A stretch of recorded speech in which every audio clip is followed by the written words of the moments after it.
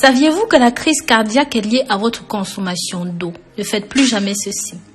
Aujourd'hui, je vais vous dire quel est le meilleur moyen et la bonne heure pour consommer de l'eau. Comme je l'ai appris d'un médecin, tout ceci afin d'éviter les crises cardiaques. Je pense que, comme moi, il y a beaucoup de gens qui se disent qu'ils ne veulent pas boire de l'eau avant d'aller se coucher, juste pour ne pas être obligés de se lever la nuit et d'aller aux toilettes.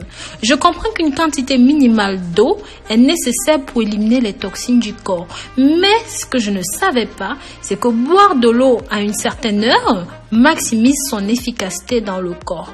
En plus de cette information, ce médecin m'a expliqué quelle était la meilleure façon de boire de l'eau pour éviter divers problèmes de santé et je partage ceci avec vous dans cette nouvelle vidéo.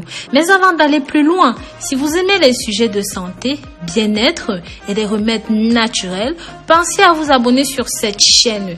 Cliquez sur la clochette de notification pour être toujours au parfum de tout ce que je publie sur YouTube. Et si vous avez déjà rejoint cette belle communauté, alors je vous remercie.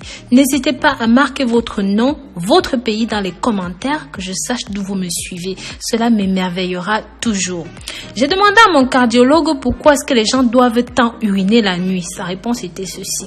Quand vous êtes debout ou assis, la force de gravité retient l'eau dans les parties inférieures de votre corps. C'est la raison pour laquelle les jambes peuvent enfler. Quand vous êtes couché, les parties inférieures de votre corps cherchent un équilibre avec les reins. Alors, les reins vont éliminer l'eau et les déchets. C'est à ce moment que c'est plus facile pour eux de le faire. L'eau est essentielle pour éliminer les déchets de votre corps, sachez-le. J'ai donc demandé à ce cardiologue quel est le moment le plus favorable pour boire de l'eau.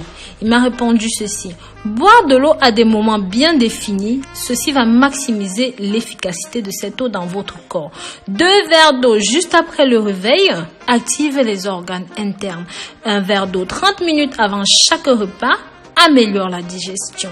1 verre d'eau avant de prendre votre bain ou même votre douche diminue votre pression artérielle.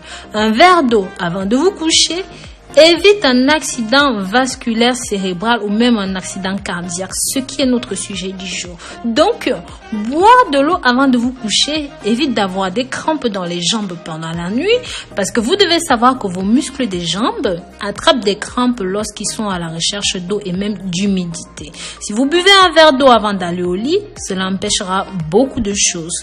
Mes amours, je vous invite à partager ceci pour que ça touche un maximum de personnes. Ça peut grandement sauver la vie. Au lieu de partager des informations inutiles, partagez ceci. Vous pouvez être sans même le savoir un futur sauveteur de quelqu'un.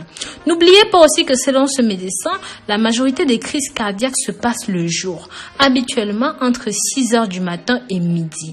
Avoir une crise cardiaque la nuit, au moment où le cœur doit fonctionner à son rythme le plus calme, signifie que quelque chose d'inhabituel s'est passé.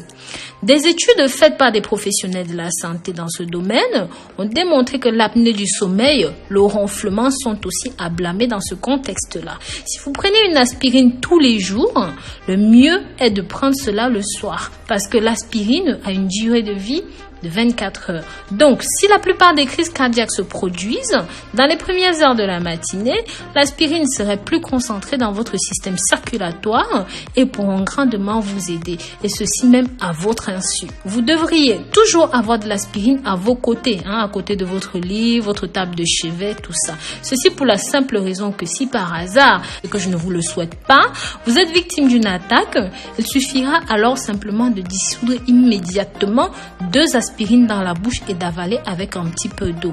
Il y a d'autres symptômes d'attaque cardiaque en plus de la douleur à la poitrine, dans le bras. Vous devez aussi prendre en compte des douleurs intenses à la mâchoire droite ou dans le cou, ainsi que les nausées et parfois beaucoup de transpiration. Mais sachez que ces symptômes peuvent aussi arriver fréquemment et parfois pas tous les mêmes et même pas tous en même temps. Mes amours, je vous recommande de regarder cette vidéo jusqu'au bout.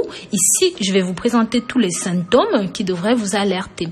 La plupart des gens, environ 60% des personnes qui ont eu une crise cardiaque pendant le sommeil, ils ne se sont pas réveillés. Cependant, si cela se produit avec une douleur dans la poitrine, cela peut vous réveiller et même si vous dormiez dans un sommeil profond, cela peut arriver. N'hésitez donc pas à appeler un voisin ou un membre de la famille qui est à proximité proximité. Prévenez aussi les secours pour savoir quelle est la procédure à suivre.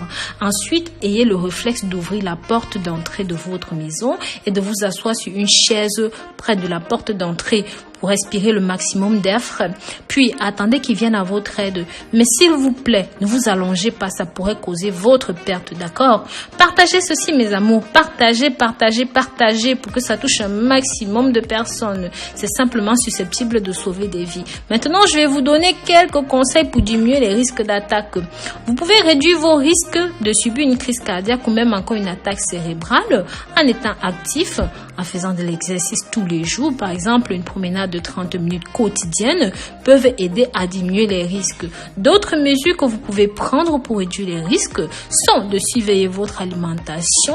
Combien est-ce que vous mangez? Cela peut aider à réduire et à surveiller votre poids. Si vous êtes obèse, si vous êtes en surpoids, il ne faut pas fumer des cigarettes. Vous devez chasser cette mauvaise habitude. Si vous n'y arrivez pas, parlez-en à votre médecin pour qu'il puisse vous faire prendre en charge. Pareil, en cas de cholestérol, contrôlez correctement votre glycémie. Cela peut diminuer les risques d'avoir des crises cardiaques.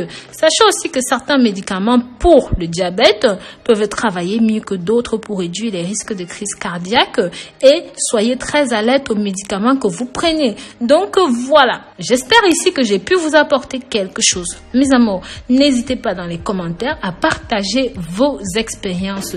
S'il vous plaît, dites-moi d'où vous venez, votre nom, et n'hésitez pas à partager vos expériences de crise cardiaque avec nous. Prenez grand soin de vous d'ici là et sachez que je vous porte dans mon cœur. Bisous, bisous.